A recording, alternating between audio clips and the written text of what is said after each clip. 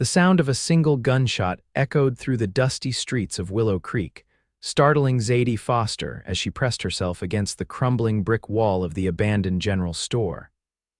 It was 1877, and the once prosperous mining town had fallen on hard times, much like herself.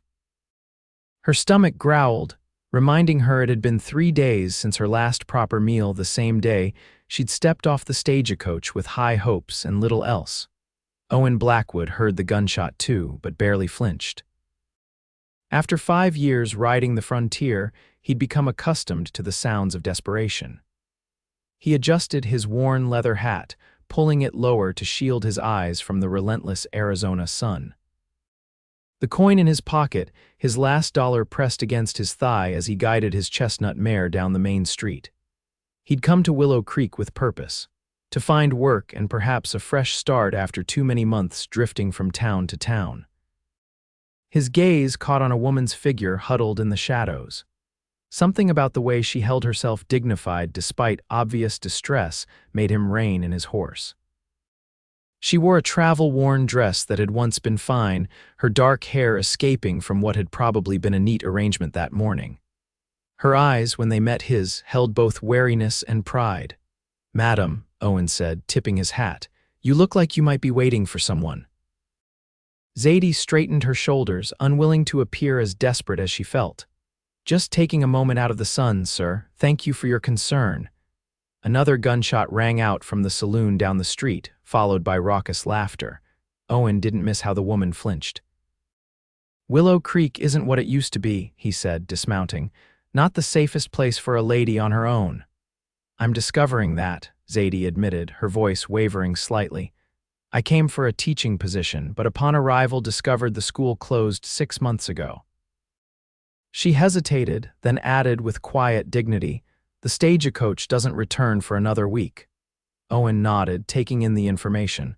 Teaching position that explained the refined way she spoke, the careful posture despite her exhaustion.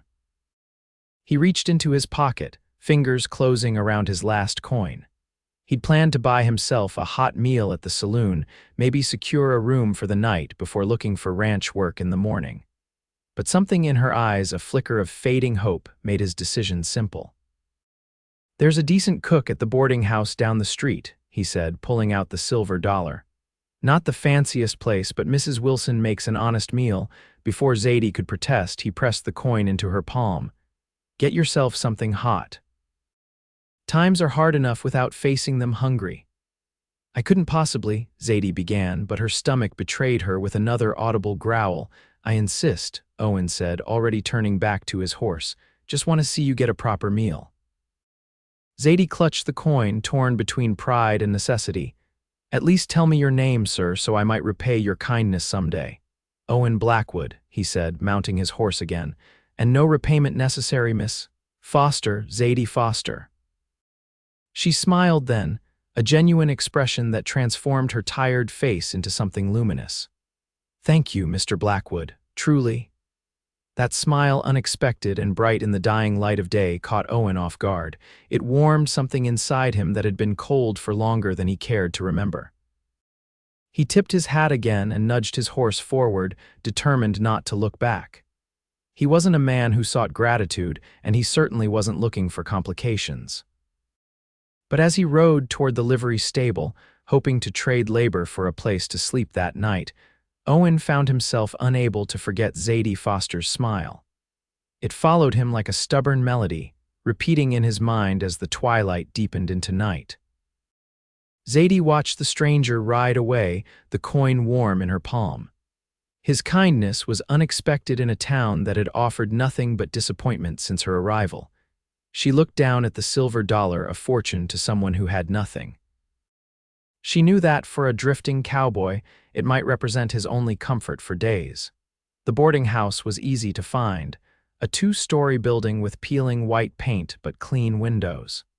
The smell of cooking made Zadie's knees weak with hunger as she stepped inside. A stout woman with gray-streaked hair looked up from behind a counter. "Evening, miss. Looking for a room?" "Just a meal, if possible," Zadie said, holding out the coin. "I was told Mrs. Wilson serves good food here." The woman's face softened. "That's me." And you look like you could use more than just a meal. Sit yourself down." 20 minutes later, Zadie sat at a wooden table with the first hot food she'd had in days, a bowl of hearty stew with chunks of beef and potatoes, fresh bread with butter, and even a slice of apple pie. As she ate, she found herself thinking about the cowboy, Owen Blackwood. He'd given away his last coin without hesitation, asking nothing in return except to see her fed. In a world where most men wanted something from a woman alone, his simple act of kindness felt extraordinary. Zadie savored each bite, the warmth spreading through her body, restoring not just her strength but something of her faith in humanity. "Your young man coming to join you?" Mrs. Wilson asked as she refilled Zadie's water glass. "Oh, he's not," Zadie felt heat rise to her cheeks. "We only just met. He was kind enough to ensure I got a meal, that's all." Mrs. Wilson gave her a knowing look. "That tall cowboy with the chestnut mare, saw him ride in earlier today, looked like a decent sort." "He is," Zadie said softly. "More than decent." As Zadie finished her meal, Mrs. Wilson approached again, wiping her hands on her apron. "Where are you staying tonight, dear?" Zadie's silence was answer enough. "I thought as much. Look, I've got a small room at the back. It's nothing fancy, just storage mostly, but there's a cot. You can have it for the night, no charge." Overwhelmed by this second kindness in one day, Zadie felt tears threaten. "I couldn't impose nonsense. Can't have a young lady sleeping rough. Besides, you could help me serve breakfast in the morning. I'm short-handed since my girl married and moved to Tucson." That night, lying on the narrow cot with a full stomach and safe roof overhead, Zadie thought again of Owen Blackwood. She wondered where he was sleeping, whether he'd found shelter without his dollar. She closed her eyes and made a silent promise to find him tomorrow to thank him properly. With that resolution, she drifted into the first peaceful sleep she'd had since arriving in Willow Creek. Owen spent the night in the livery stable, having struck a deal with the aging stable master to muck out stalls in exchange for the privilege of sleeping in the hayloft. The arrangement suited him fine. He'd slept in worse places, and the horses provided both warmth and company. Still, as he lay on his bedroll staring at the rough-hewn beams above, his thoughts returned to Zadie Foster. There had been something in her eyes, a determination, an intelligence that intrigued him. She wasn't the typical frontier woman. Her speech and bearing suggested education, perhaps an upbringing back east. What circumstances had brought her to this failing mining town? And what would become of her now that the teaching position she sought didn't exist? Morning came with the familiar sounds of horses nickering for their feed. Owen rose, brushed hay from his clothes, and set to work. By the time the sun was fully up, he'd cleaned every stall, fed and watered the horses, and even repaired a broken stall door. "You do good work, son," the stable master, a man named Jenkins, observed. "You looking for something permanent?" Owen shook his head. "Just passing through. Thought I might check with some of the ranches outside town." Jenkins scratched his beard. "Try the rafter tea. Tom Thornton's always short-handed, especially this time of year. Good man to work for, pays fair." "I appreciate the tip," Owen said, collecting his saddlebags. "Which direction?" "North, about 5 miles. Can't miss it, big white house on a hill, barns painted red." Owen thanked him and was preparing to saddle his mare when the stable doors opened, letting in a shaft of morning light along with a familiar figure. Zadie Foster stood framed in the doorway, wearing the same travel-worn dress but looking considerably better than she had yesterday. Her hair was neatly arranged, her face clean, and there was color in her cheeks. Most strikingly, she was smiling that same warm smile that had haunted his dreams. "Mr. Blackwood," she said, stepping forward, "I hoped I might find you here." Owen cleared his throat, suddenly aware of his rumpled appearance. "Miss Foster, you're looking well this morning." "Thanks to you," she said. "Your kindness ensured not only a meal but a place to sleep. Mrs. Wilson at the boarding house offered me a room in exchange for help with breakfast service." Owen nodded, genuinely pleased. "Mrs. Wilson's a good sort. Glad to hear it worked out." An awkward silence fell between them, filled only by the soft sounds of horses shifting in their stalls. "I wanted to thank you properly," Zadie finally said, And to ask if I might repay your dollar, Mrs. Wilson has offered me work at least until the stagecoach returns next week. Keep it, Owen said firmly. I'm glad it helped. Jenkins, who had been pretending not to listen, suddenly spoke up. Say, miss, you mentioned you came here looking for teaching work. Zadie turned toward him. Yes, but I was told the school closed months ago. The town school, yes, Jenkins agreed. But Tom Thornton out at the rafter tee, he's got 4 young ones with no schooling since his wife passed last winter. Mentioned to me just last week he was thinking of hiring a governess. Owen and Zadie exchanged glances, the coincidence too perfect to ignore. The rafter tee, Owen said slowly. That's where I'm headed to look for work. Zadie's eyes brightened. Perhaps. Would it be too forward to ask if I might accompany you, if there truly might be a teaching position available? I'm leaving now, Owen said, surprised to find himself pleased at the prospect of her company. If you're ready. I need only collect my valise from Mrs. Wilson's. I can meet you at the edge of town in half an hour. Owen nodded. I'll be waiting. As Zadie hurried away, Jenkins gave Owen a knowing look. Pretty young lady. She's just looking for work, Owen said defensively. Same as me, Jenkins chuckled. If you say so, son, if you say so. Exactly 30 minutes later, Zadie arrived at the agreed meeting spot, a small valise in hand and breathless from hurrying. She changed into her one other dress, a practical blue cotton that had survived the journey from Boston better than most of her belongings. Owen was waiting as promised, his mare saddled and ready. He looked different in the full light of day, younger than she'd first thought, perhaps 30, with sun-weathered skin and eyes the color of a summer sky. His dark hair curled slightly where it escaped his hat, and when he smiled at her approach, she noticed a small scar near the corner of his mouth that somehow added to rather than detracted from his handsome features. Ready? He asked, taking her valise and securing it to his saddle. Zadie hesitated, suddenly realizing the impropriety of what she was about to do, travel alone with a man she'd met just yesterday, heading to a remote ranch on nothing more than a rumor of employment. Back in Boston, such behavior would have ruined her reputation irrevocably, but this wasn't Boston. This was the frontier where survival often depended on taking chances, and something about Owen Blackwood made her trust him instinctively. I'm ready, she said firmly. Owen helped her mount, then swung up behind her. The intimacy of the arrangement, seated before him on the same horse, his arms reaching around her to hold the reins, made Zadie's cheeks warm. She was acutely aware of his solid presence at her back, the gentle strength in his hands as he guided the horse forward. It's about a 2-hour ride, he said, his voice close to her ear. Road's fairly smooth, but let me know if you need to rest. As they left Willow Creek behind, the landscape opened up before them, vast expanses of golden plains dotted with scrub brush, distant mountains rising blue on the horizon.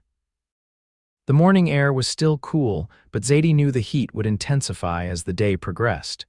She was grateful for Owen's sturdy presence, for the steady rhythm of the horse beneath them, for the sense of possibility that lay ahead. May I ask what brought you to these parts, Mr. Blackwood? She ventured after they had ridden in comfortable silence for some time. Owen was quiet for so long that Zadie wondered if he'd heard her. Finally, he spoke, his voice carrying a hint of things long buried. I was born in Texas, raised on a cattle ranch until I was 16. Then the war came. His words were measured, carefully chosen. After there wasn't much left for me there, I've been moving ever since, working where I can.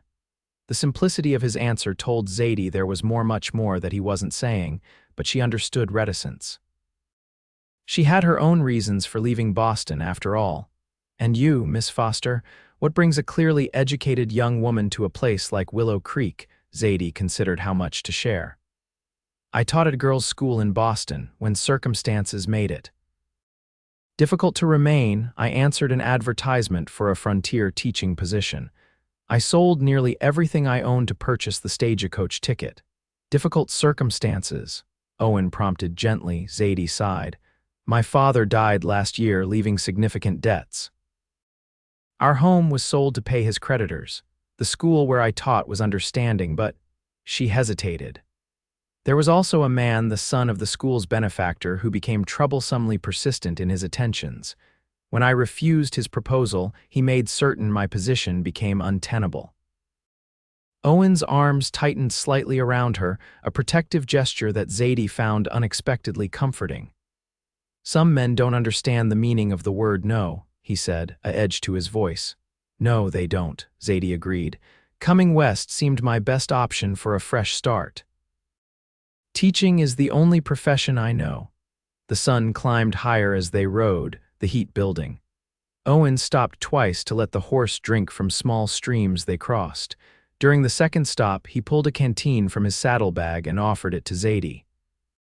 "We're about halfway there," he said as she drank gratefully. "How are you holding up?" "Better than expected," Zadie admitted. Despite the discomfort of the long ride, she felt strangely at peace. There was something liberating about the vast open spaces, the big sky above, the sense of leaving behind the confinements of her old life. "Have you been to the rafter tea before?" she asked as Owen helped her remount. "No, but I've heard good things. Thornton's got a reputation as a fair employer." He swung up behind her again. "Of course, ranch work is never easy. Nor is teaching 4 children who have been without schooling," Zadie said with a small laugh, "particularly if they're resistant to the idea." "Oh, I imagine you can handle a few reluctant students," Owen said, and she could hear the smile in his voice. "You strike me as a woman of considerable determination." "Is that a polite way of calling me stubborn, Mr. Blackwood?" "Not at all, Miss Foster. Determined is a compliment where I come from." They continued their journey, the conversation flowing more easily now. Zadie found herself telling Owen about her childhood in Boston, her love of literature, her dreams of someday writing books of her own. Owen shared stories of his years on the range, cattle drives and campfires, encounters with wild animals and wilder men.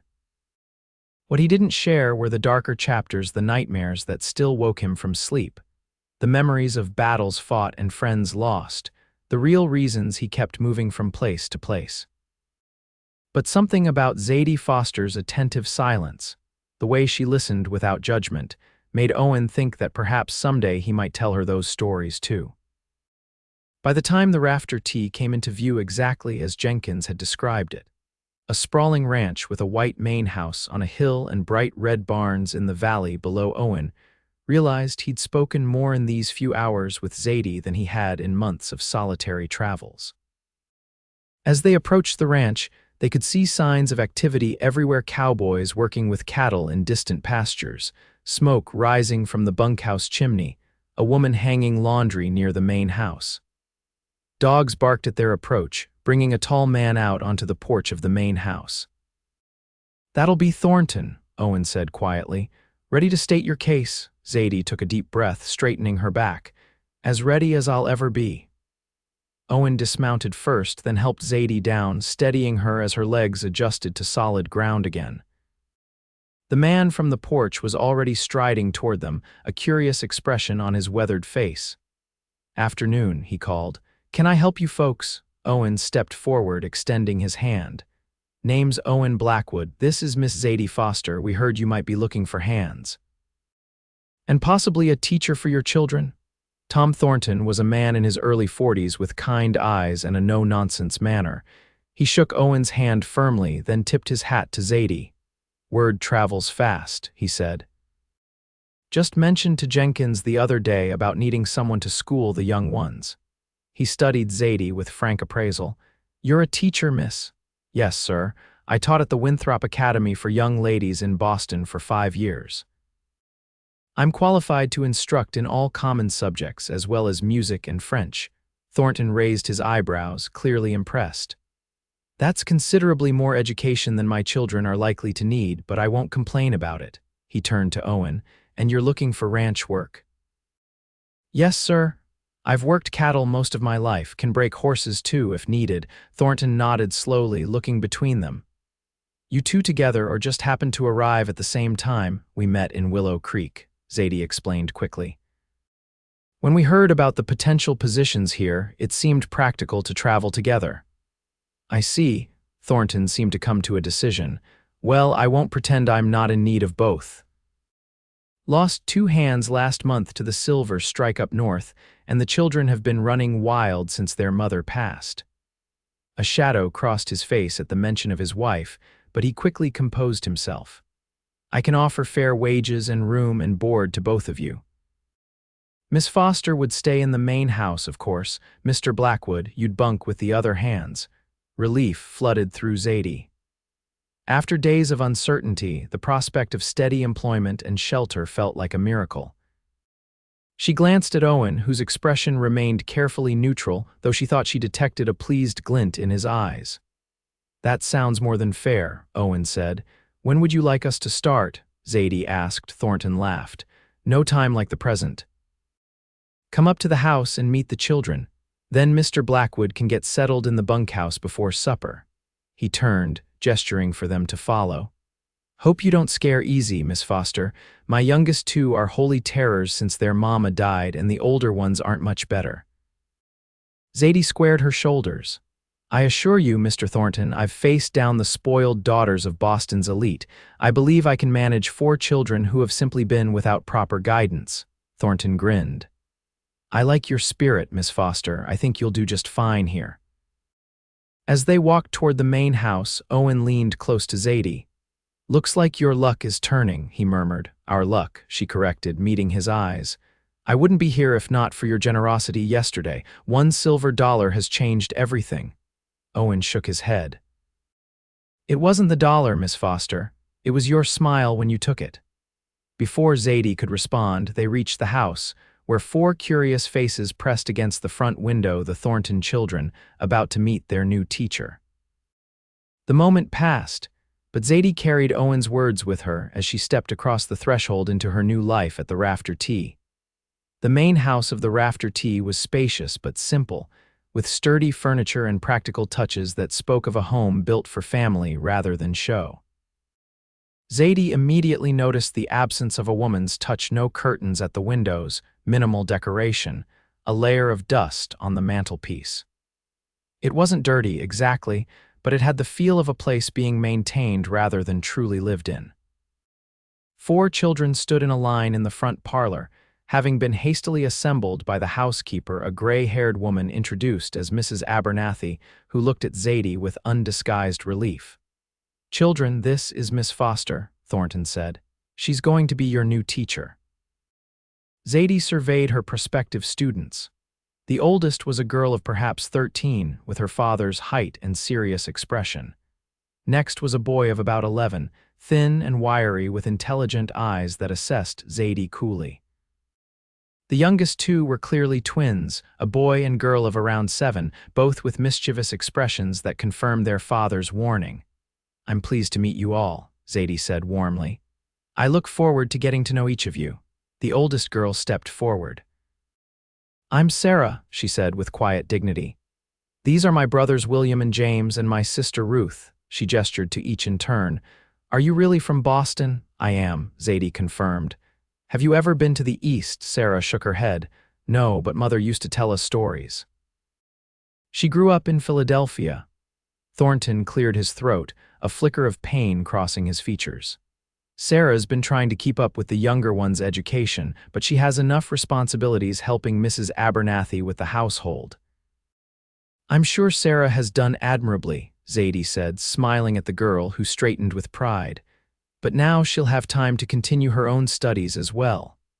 I don't need schooling, the older boy, William, declared. I'm going to be a rancher like Pa. Even ranchers need to read contracts and calculate profits, Zadie replied evenly. Unless you plan to let others handle your business affairs and possibly cheat you, William blinked, clearly not having considered this angle. The twins, meanwhile, were whispering to each other and giggling, periodically glancing at Zadie with speculative looks that suggested they were already planning mischief.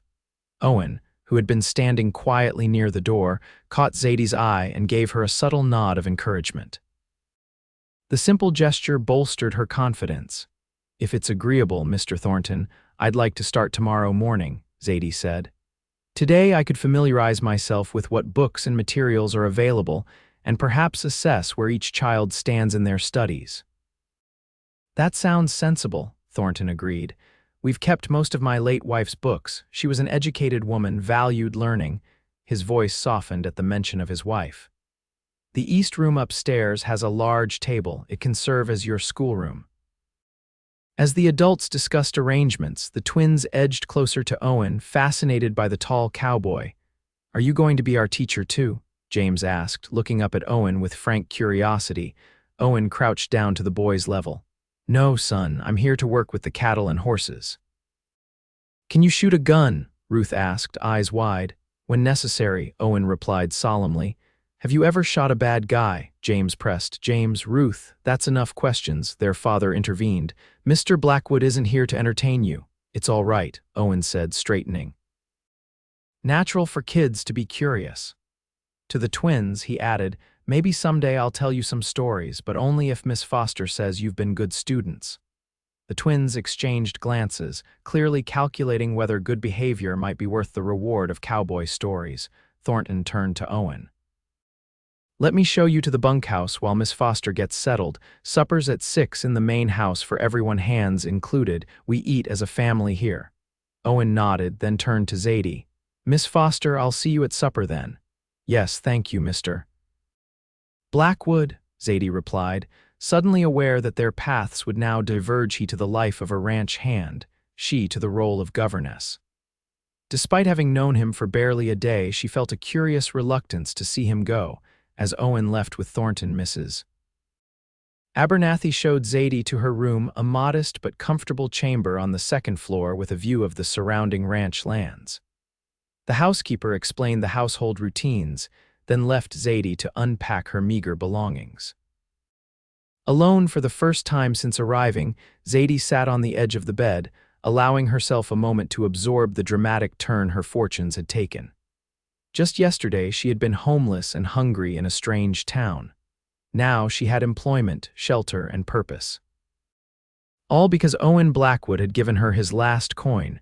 She crossed to the window, gazing out at the vast landscape. In the distance, she could see Owen and Thornton walking toward the bunkhouse, their figures small against the expanse of the ranch.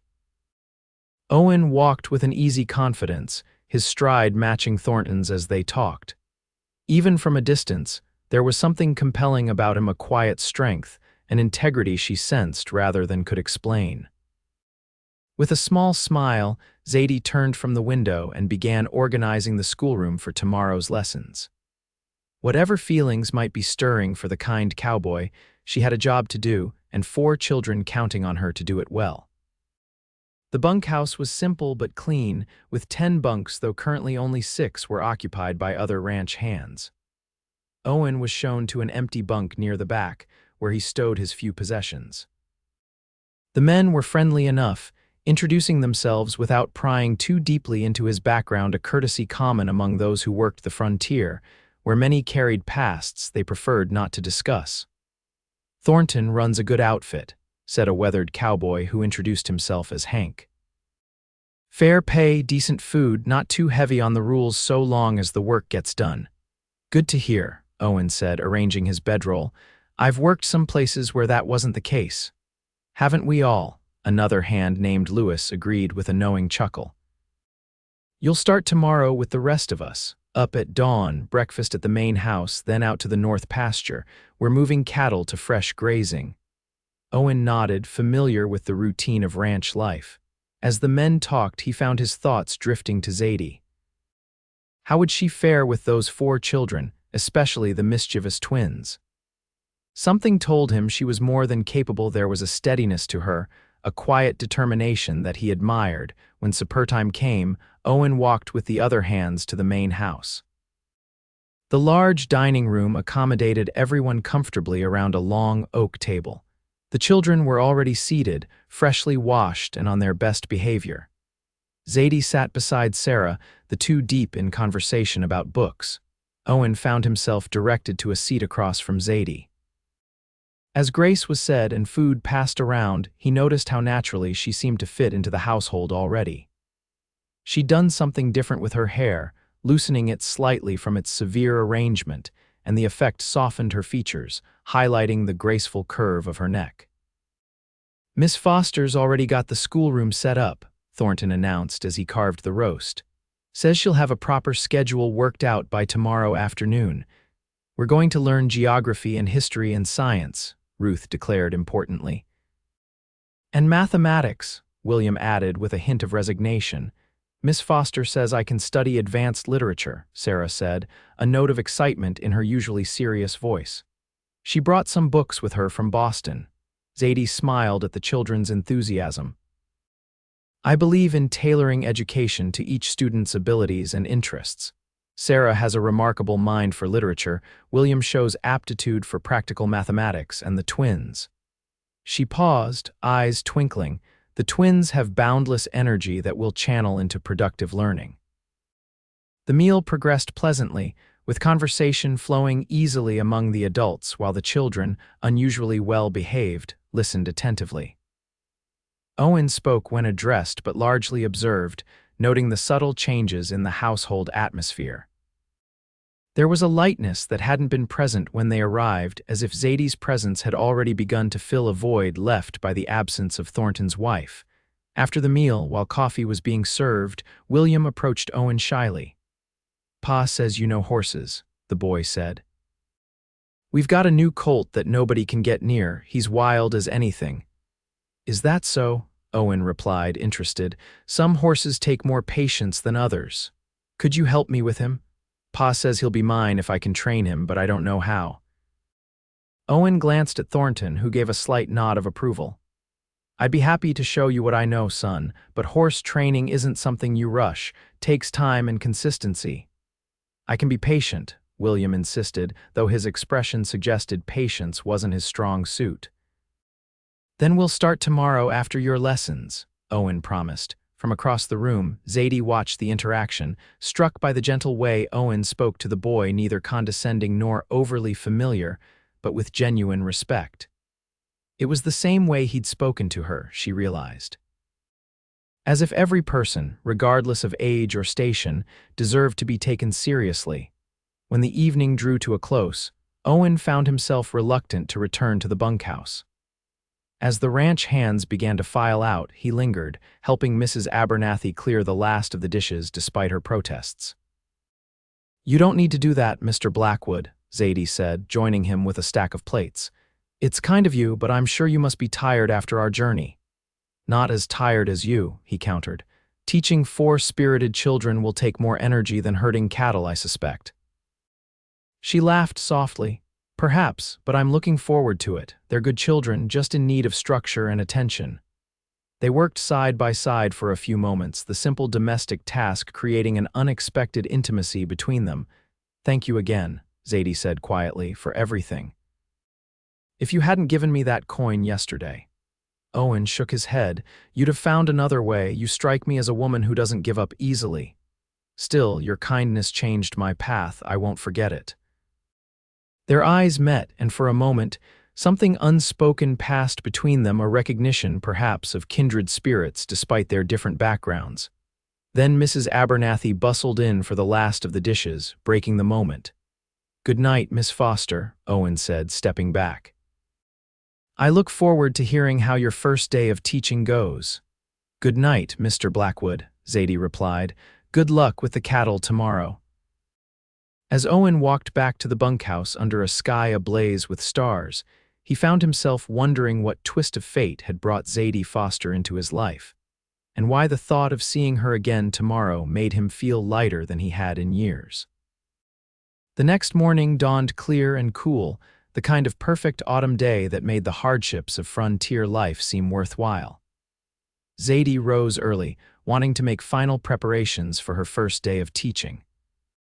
She dressed carefully in her best remaining dress, a dark blue that complemented her eyes, and arranged her hair in a simple but neat style. The East Room was already flooded with morning light when she entered. She'd spent the previous afternoon arranging it, clearing space on the large table for each child's work area, organizing the available books by subject, and even finding a small slate board that could serve as a teaching aid. It wasn't the well-equipped classroom she'd had in Boston, but it would suffice. At breakfast, the children arrived scrubbed and nervous, even the twins subdued by the prospect of formal lessons. Owen and the other ranch hands ate quickly, eager to begin their day's work. As he rose to leave, Owen caught Zadie's eye and gave her a subtle nod of encouragement. That small gesture bolstered her confidence as she led her 4 students upstairs to begin their education. The morning progressed better than Zadie had dared hope. She started by assessing each child's knowledge, confirming her initial impressions. Sarah was indeed advanced in literature and writing, with a poetic sensibility that reminded Zadie of herself at that age. William, despite his protests about schooling, showed remarkable aptitude for mathematics and practical science. The twins, though restless, responded well to Zadie's technique of alternating seated work with active learning using physical movement to demonstrate scientific principles or act out historical events. By midday, Zadie felt she had established a solid foundation. When they broke for the noon meal, she was pleased to see the children enthusiastically explaining their morning's activities to their father. "Miss Foster let us build a map of the ranch using clay and sticks," James announced, barely pausing to take a breath. "And she says tomorrow we can add the mountains and rivers around it. She tested my mathematics," William added, "and said I'm almost ready for algebra, which is what business people use." Thornton looked at Zadie with undisguised approval. "Sounds like you've made quite an impression already, Miss Foster. Your children are bright and eager to learn," Zadie replied. "That makes my job considerably easier." The ranch hands filed in for dinner, dusty and hungry from their morning's work. Owen entered last, his shirt damp with sweat, his face windburned from hours in the sun. Despite his obvious fatigue, he smiled when he saw Zadie, and she felt an unexpected flutter in her chest at the sight of him. "How goes the cattle moving?" Thornton asked as the men settled around the table. "Good progress," said Hank, the foreman. "Should have them all in the north pasture by tomorrow noon. Blackwood here knows his business spotted a break in the fence line that would have let half the herd stray if we hadn't caught it." Owen shrugged off the praise. "Just doing my job." "Well, it's appreciated," Thornton said. "Good men are hard to find these days." After the meal, true to his word, Owen took William to see the wild colt. Zadie watched from the schoolroom window as they walked toward the corral, the boy practically bouncing with excitement beside Owen's measured stride. There was something appealing about the contrast: the tall, composed cowboy and the energetic boy, heads bent together in conversation. The afternoon lessons went as smoothly as the morning, and by the time Zadie dismissed the children, she felt a deep satisfaction with her first day. As she organized materials for tomorrow, Sarah lingered, hesitant to leave. "Was there something you wanted to ask, Sarah?" Zadie inquired gently. The girl twisted her hands in her apron. "I was wondering, the book of poetry you showed me, could I borrow it to read tonight?" "Of course," Zadie said, retrieving the volume of Wordsworth she'd brought from Boston. "Poetry is meant to be savored slowly." "Perhaps you could select one to share with the class tomorrow." Sarah's face lit up. "I'd like that." She took the book carefully, as if it were made of glass. "Miss Foster, I'm glad you came. Pa's been worried about us not getting proper schooling, especially since—" Her voice trailed off. "Since your mother passed," Zadie finished softly. "I understand, it must have been very difficult for all of you." Sarah nodded, her composure slipping momentarily. "She was sick for a long time. Pa did his best, but—" "Your father seems like a good man who loves you very much," Zadie said. "He is," Sarah agreed, "but he's been sad. I think having you here helps, and Mr. Blackwood too. Pa needs more people to talk to besides us in the hands." With that perceptive observation, Sarah left, clutching the poetry book to her chest. Zadie remained at the window, pondering the girl's words. She watched as Owen and William returned from the corral, the boy animated as he described something with expansive gestures. Owen listened attentively, occasionally ruffling William's hair or demonstrating a technique with his hands.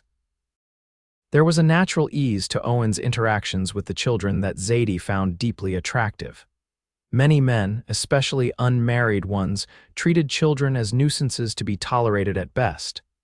But Owen engaged with them authentically, respecting their thoughts and feelings. As the days passed, life at the rafter tea settled into a pleasant rhythm. Mornings were devoted to lessons, afternoons to practical applications of knowledge science experiments in the yard, botanical studies in Mrs. Abernathy's kitchen garden, history discussions on horseback rides around the ranch. The children thrived under Zadie's guidance, even the twins showing marked improvement in their behavior and attention spans. Owen, meanwhile, proved himself invaluable to Thornton's operation. His knowledge of cattle and horses, his willingness to tackle the hardest tasks without complaint, and his calm leadership quickly earned him the respect of the other hands. He worked from sunrise to sunset, returning to the main house each evening tired but satisfied. What neither Zadie nor Owen acknowledged, though everyone else at the ranch seemed to notice, was the way their eyes sought each other out at mealtimes, the way their conversations lingered when everyone else had finished, the way they found reasons to be in the same place at the same time. It was Mrs. Abernathy who finally broached the subject with Zadie 2 weeks after her arrival. They were in the kitchen, preparing preserves from the last of the summer berries, when the housekeeper cleared her throat meaningfully. "Mr. Blackwood seems to be settling in well," she remarked, carefully casual. "Yes, Mr. Thornton speaks very highly of his work," Zadie replied, focusing intently on the berries she was sorting. Mrs. Abernathy hummed. "Fine figure of a man, too. Not like some of these cowboys who are all sinew and no substance." Zadie felt her cheeks warm. "I hadn't particularly noticed." "Hadn't you?"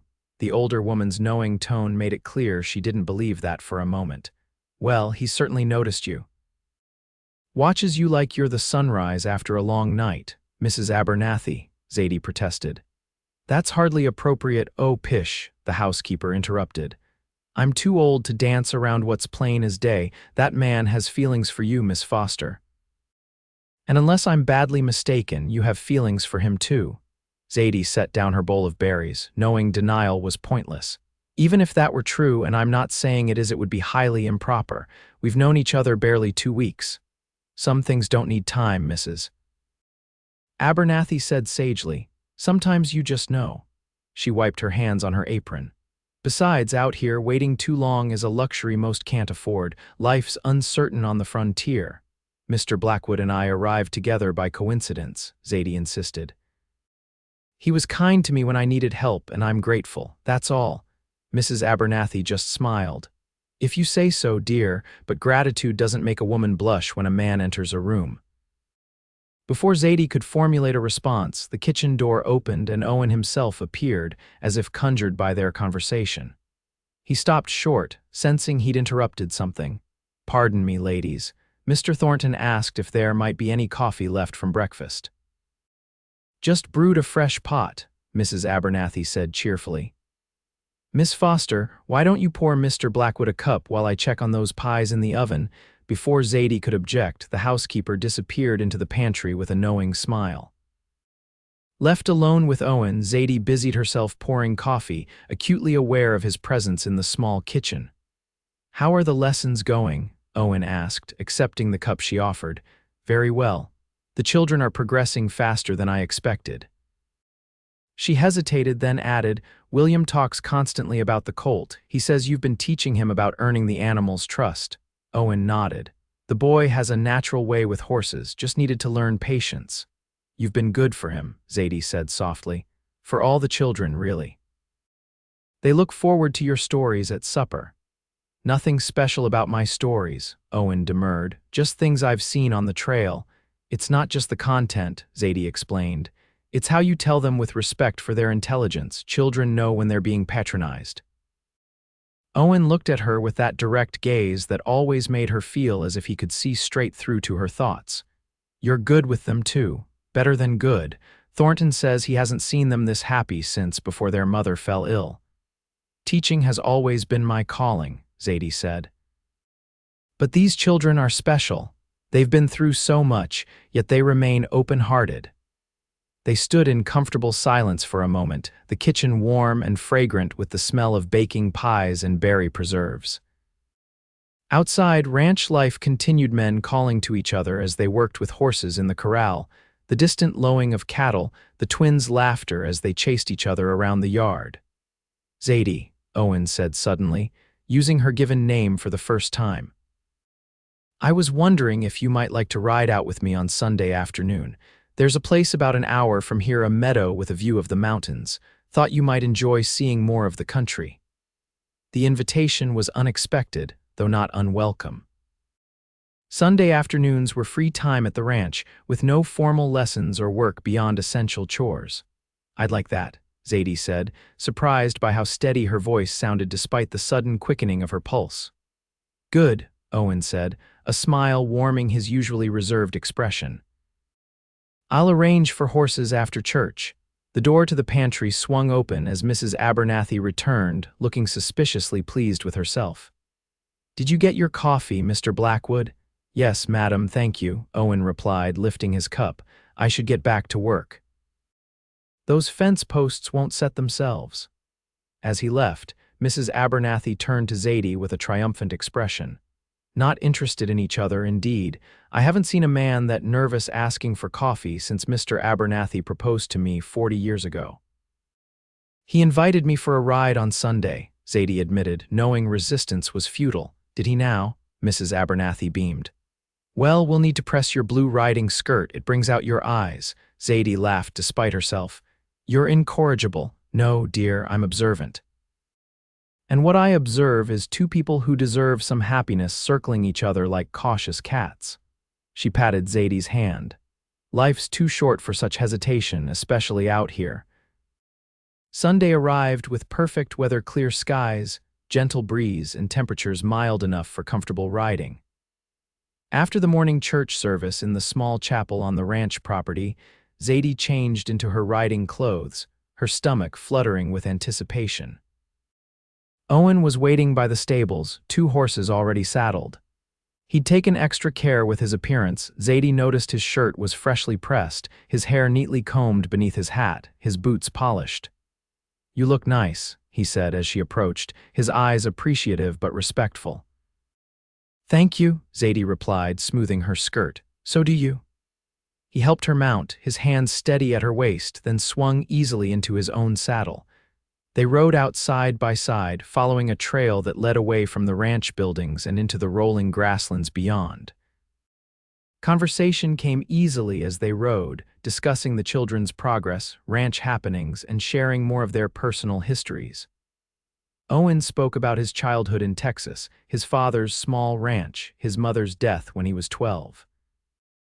Zadie told him about growing up in Boston, her parents' encouragement of her education, her dream of someday opening her own school. What neither mentioned was the war, that dark period that had clearly shaped Owen's life in ways he wasn't ready to discuss. Zadie sensed his reticence and respected it, understanding that some wounds needed time before they could be exposed to the light. After about an hour, the trail opened onto the meadow Owen had described, a beautiful expanse of tall grass and wildflowers, with the distant mountains rising majestically against the horizon. They dismounted near a cluster of cottonwood trees, tethering the horses where they could graze. Owen spread a blanket in the dappled shade, and from his saddlebags produced a simple picnic bread, cheese, apples, and a jar of Mrs. Abernathy's preserves, along with a canteen of cool water. This is lovely, Zadie said, settling on the blanket. How did you find this place? Thornton mentioned it, Owen admitted. Said he used to bring his wife here when they were courting. He paused, suddenly self-conscious. I thought you might like a break from the ranch. Teaching 4 active children must be exhausting. Challenging but rewarding, Zadie said. I find I'm happier here than I was at the school in Boston, despite the simpler conditions. There's a freedom to shape the curriculum according to each child's needs, rather than following rigid expectations. They ate in companionable silence for a while, enjoying the peaceful setting. A family of deer appeared briefly at the meadow's edge before bounding away, and hawks circled lazily overhead. May I ask you something, Owen? Zadie ventured after some time. Of course. Why did you give me your last coin that day in Willow Creek? You didn't know me. You had no reason to believe I wasn't simply another drifter with a sad story. Owen considered the question seriously. There was something about you, he finally said. A dignity despite your circumstances and your eyes. He paused, searching for words. They were tired, hungry even, but still kind, still hopeful. He shrugged slightly. I've learned to trust my instincts about people. They told me you were someone worth helping, even at your own expense, Zadie pressed. That was your last dollar. I've been hungry before, Owen said simply. I knew I could find work, find another meal, but you, he met her gaze directly. I couldn't bear the thought of that hope in your eyes dying. The honesty of his answer moved Zadie deeply. She reached across the blanket and took his hand. Thank you for telling me. And thank you again for your kindness that day. I don't know what would have happened if you'd have found a way, Owen interrupted gently. You're stronger than you give yourself credit for, Zadie Foster. The way he said her name with such quiet certainty made something shift inside her. Here was a man who saw her clearly not as a proper Boston lady, not as a helpless woman in need of rescue, but as a person of substance and strength. Owen, she said softly, I think I'm falling in love with you. The words surprised her as much as him. She hadn't planned to speak so boldly, but there was something about this place, this moment, that demanded honesty. Owen's hand tightened around hers. For a long moment he said nothing, and Zadie feared she'd misread everything, made a terrible mistake. Then he raised her hand to his lips and pressed a gentle kiss to her knuckles. I've been falling since I saw you smile with that warm meal in your hands, he confessed. I just didn't think a woman like you could ever care for a man like me, a man like you, Zadie echoed. You mean kind, honorable, gentle with children, and respected by everyone at the ranch. Why would I not care for such a man? I'm just a cowboy, Zadie. No education, no property, nothing to offer a woman like you. That's not true, she countered firmly. You have everything that matters: integrity, compassion, strength of character. Those things can't be bought or taught, they come from within. She squeezed his hand.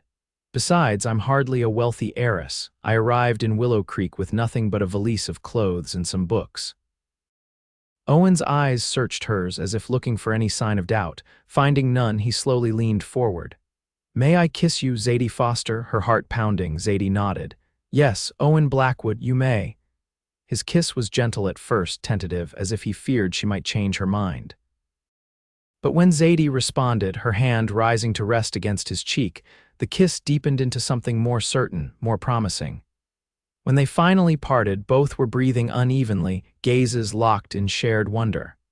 I never expected this, Owen murmured, his forehead resting against hers. When I gave you that coin, I just wanted to see you smile. I never imagined where it would lead. Perhaps it was fate, Zadie suggested, or providence. Either way, I'm grateful, Owen said, drawing back slightly to look at her properly. Zadie, I don't know what the future holds. I can't offer you security or luxury, but I can promise to cherish you, to work hard for whatever life we might build together, to be faithful and true for as long as I live. Are you proposing, Mr. Blackwood? Zadie asked, her voice teasing though her eyes were serious. I believe I am, Miss Foster, he replied, equally serious, though I have no ring to offer and we've known each other barely 3 weeks. Some things don't need time, Zadie said, echoing Mrs. Abernathy's words. Sometimes you just know. Owen smiled, relief and joy transforming his features. Is that a yes? In answer, Zadie leaned forward and kissed him again, pouring into it all the certainty she felt in her heart. When they separated, both were smiling. We should probably speak to Mr. Thornton, Owen said. Make sure he approves. I wouldn't want to jeopardize your position or mine. Yes, that would be proper, Zadie agreed, though I suspect Mrs. Abernathy has already informed him of her suspicions regarding our feelings. Owen laughed. Nothing escapes that woman's notice. She cornered me in the kitchen yesterday to tell me what wildflowers grow in this meadow and how they'd look lovely in a bouquet. They spent the remainder of the afternoon in the meadow, talking, planning, dreaming of the future they might build together. As the sun began its descent toward the horizon, they reluctantly packed up their picnic and mounted their horses for the ride back to the ranch. Owen, Zadie said as they rode side by side in the golden late afternoon light, thank you for bringing me here today. Thank you for saying yes, he replied, reaching across to take her hand briefly. I promise I'll work every day to deserve you. We'll work together, Zadie corrected gently. That's what partnership means.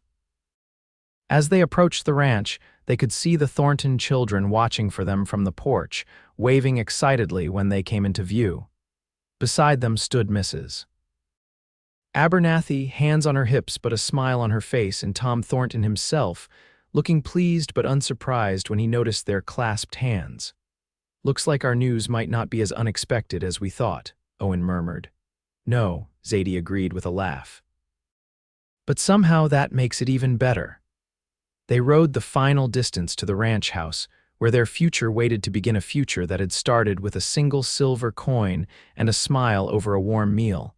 The following week passed in a blur of activity and planning. Tom Thornton had indeed been unsurprised by their announcement, offering his hearty congratulations and insisting that Zadie continue teaching his children after the marriage. Mrs. Abernathy was triumphant, immediately beginning preparations for what she called a proper ranch wedding, despite Zadie and Owen's protests that something simple would suffice. The children's reactions varied. Sarah was quietly pleased, having apparently suspected their feelings for some time. William was excited that Owen would be staying permanently, and the twins were simply delighted by the prospect of a celebration. "Will you still be our teacher after you marry, Mr. Blackwood?" Ruth asked one afternoon during lessons. "Of course," Zadie assured her. "Nothing about your education will change, except perhaps that we might incorporate more practical ranching knowledge into our science lessons. And will you live in the bunkhouse with the other men?" James wanted to know. Zadie tried not to blush. "No, your father has generously offered us the use of the small cabin near the orchard. It hasn't been used in some time, so Mr. Blackwood is working on repairs." Indeed, Owen spent every spare moment preparing the cabin, a charming two-room structure that had originally been built for the ranch foreman years ago, before the current bunkhouse was expanded. It needed work: a new roof, repairs to the porch, fresh chinking between the logs, but Owen tackled each task with enthusiasm, often joined by William, who was eager to learn building skills. Zadie visited the cabin each evening after lessons, bringing food and sometimes helping with the smaller tasks. These quiet hours together, planning their future home, were precious moments of privacy in the busy ranch environment. "It's not much," Owen said apologetically as they stood in what would be their main living area. "Nothing like what you must have been used to in Boston."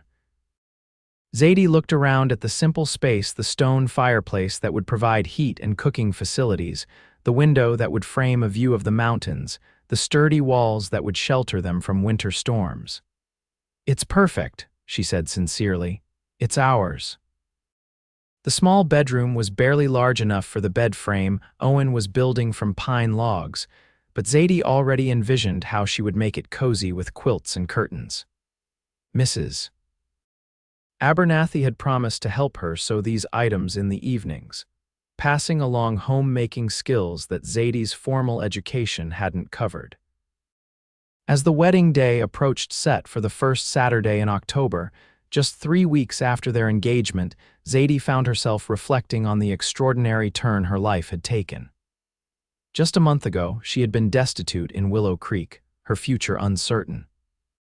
Now she was preparing to marry a man she loved deeply, with a secure position teaching children she had grown to care for, in a community that had welcomed her as one of their own.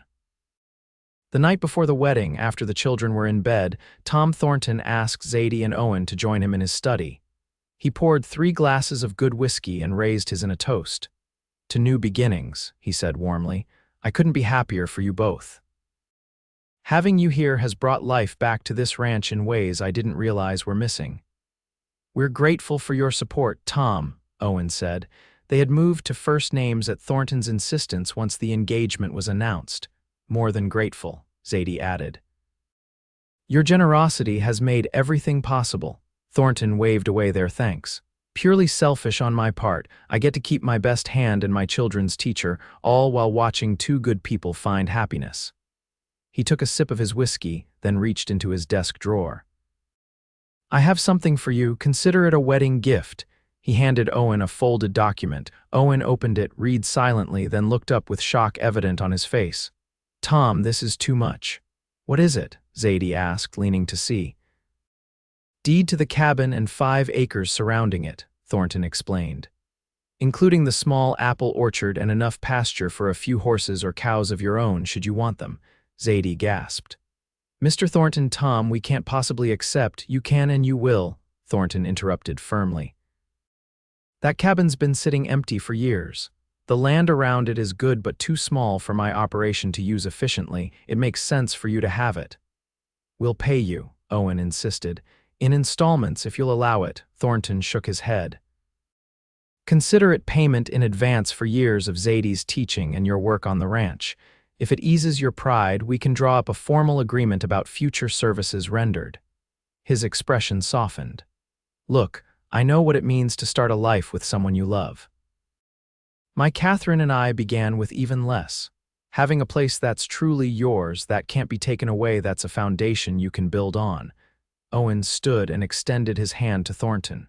Thank you. We'll make it a place worthy of your generosity. I know you will, Thornton replied, clasping Owen's hand firmly. Now get some rest, both of you. Tomorrow's a big day. The wedding day dawned clear and crisp, with just enough autumn chill to turn the leaves of the cottonwoods to gold. Mrs.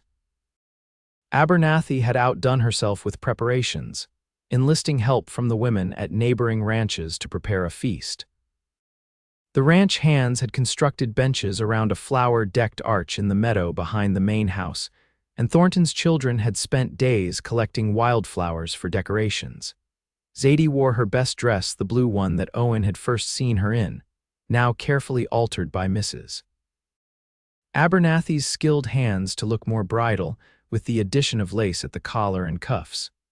Her hair was arranged with small white flowers, and she carried a bouquet of late-blooming wildflowers tied with a ribbon. Owen waited for her beneath the arch, dressed in new clothes that Thornton had insisted on providing, a dark suit that emphasized his broad shoulders and height. His usually weather-bronzed face was cleanly shaved, his dark hair neatly combed, and when he saw Zadie approaching on Thornton's arm, his expression of wonder and love nearly brought tears to her eyes. The ceremony was simple but deeply meaningful, conducted by the circuit preacher who happened to be passing through timing that Mrs. Abernathy declared was surely providence. Zadie and Owen exchanged vows they had written themselves, promising to support each other through whatever challenges life might bring, to build a home and perhaps someday a family together, to cherish the love that had begun with a single act of kindness. When the preacher pronounced them husband and wife, Owen kissed Zadie with a tender reverence that made several of the watching women dab at their eyes. The Thornton children cheered, the twins jumping up and down with excitement, and even the ranch hands, typically stoic men unaccustomed to displays of emotion, appeared genuinely moved. The celebration that followed lasted well into the evening. There was feasting, music from fiddles and guitars played by talented hands, dancing on a wooden platform constructed for the occasion, and more food than the entire gathering could possibly consume. Zadie danced not only with her new husband but with Thornton, with William, who stepped on her toes but apologized profusely, and even with little James, who insisted on a turn. As twilight deepened into night, lanterns were lit around the celebration area, casting a warm glow over the festivities. Eventually, with knowing smiles and good-natured teasing, the guests began to disperse, allowing the newlyweds to retire to their cabin, now officially their home for the first time as husband and wife. Owen carried Zadie across the threshold, setting her down carefully in the main room, which had been transformed in their absence. Fresh flowers in jars adorned the table and windowsills, candles provided romantic lighting, and the bed in the small bedroom had been made up with new linens, clearly Mrs. Abernathy's doing. "Welcome home, Mrs. Blackwood," Owen said softly, still holding her close. "It sounds wonderful when you say it," Zadie replied, her arms around his neck. "Mrs. Blackwood, I never imagined when I stepped off that stagecoach in Willow Creek that I would find not just employment but a home, and you. And I never imagined that giving away my last coin would lead to gaining everything I never knew I wanted," Owen said, brushing a strand of hair from her face.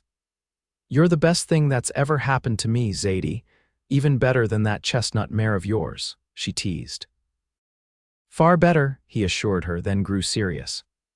I want you to know something. I've been saving from my wages. It's not much yet, but I'm going to keep adding to it. Someday, if you still want it, we'll have enough for you to open that school of your own. Touched by his thoughtfulness, Zadie kissed him softly. Thank you for remembering my dream, but right now she gestured around their small cabin, teaching the Thornton children, building our life together, this is enough, more than enough. You're sure? Owen asked. I don't want you to feel like you're settling for less than you deserve. Owen Blackwood, Zadie said firmly, framing his face with her hands. I have everything I could possibly want right here. A home of our own, meaningful work, good friends, and a husband who loves me. That's not settling. That's the richest life I could imagine. The conviction in her voice seemed to reassure him. With gentle hands, he began removing the flowers from her hair, his touch reverent as if she were made of something precious and fragile. Zadie's heart quickened at the tenderness in his eyes, the promise of the night ahead, their first together as husband and wife.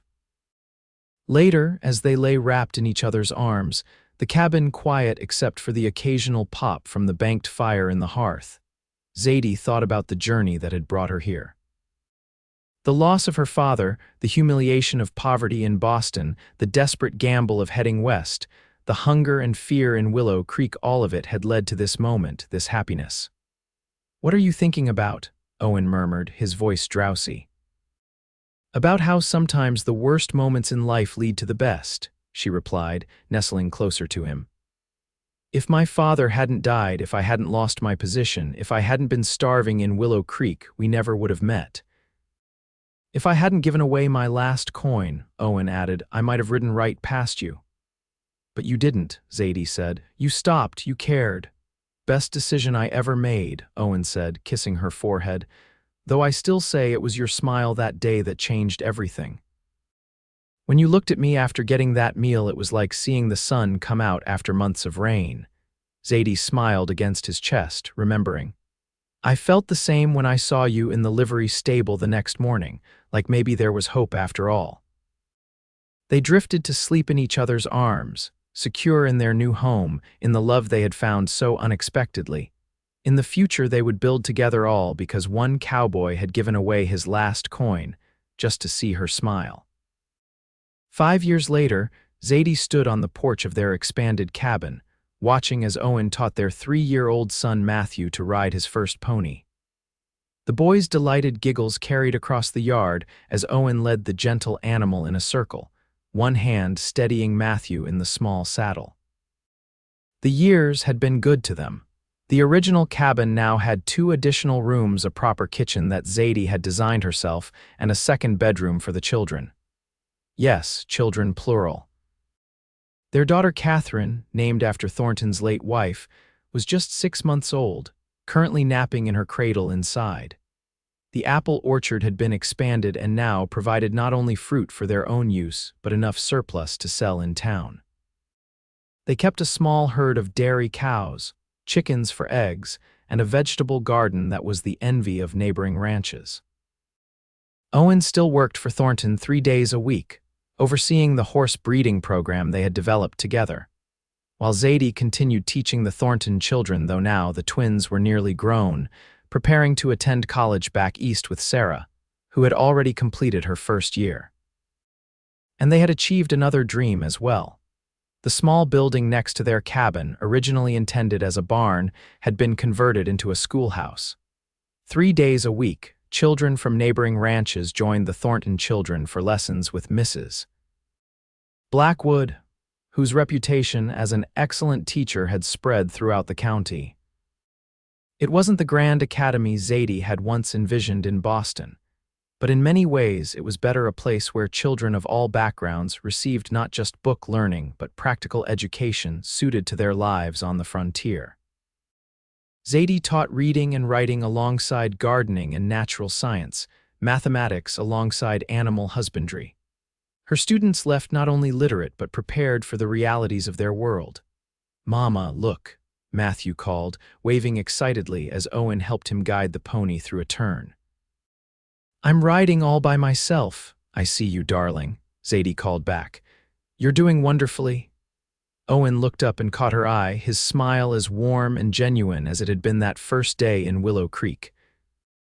5 years of marriage had only deepened their bond, weathering the challenges of building a life together, the harsh winter when they'd feared for their livestock, the difficult birth of their daughter, the occasional disagreements that came with merging two independent spirits into one partnership. Through it all, they had kept their promises to each other to communicate honestly, to face difficulties together, to nurture not just their family but their community. They had become integral parts of life at the Rafter Tea and beyond, hosting gatherings at their home, helping neighbors in need, contributing to the slow but steady development of civilization in this corner of the frontier. As Owen helped Matthew dismount and led the pony toward the small corral, Zadie stepped back inside to check on Catherine. The baby was just waking, her small face breaking into a smile of recognition when she saw her mother. Zadie lifted her daughter, breathing in the sweet scent of her hair, marveling as she often did at how complete her life had become. "Your papa and brother will be in soon," she told Catherine, carrying her to the rocking chair by the window. "Papa's teaching Matthew to ride just like he promised." Outside, she could see Owen kneeling to Matthew's level, explaining something about caring for the pony after a ride. The boy nodded seriously, absorbing every word from the father he adored.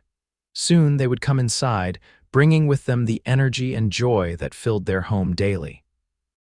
Owen would kiss her and the baby, Matthew would chatter excitedly about his riding lesson, and they would sit down to the evening meal together as a family.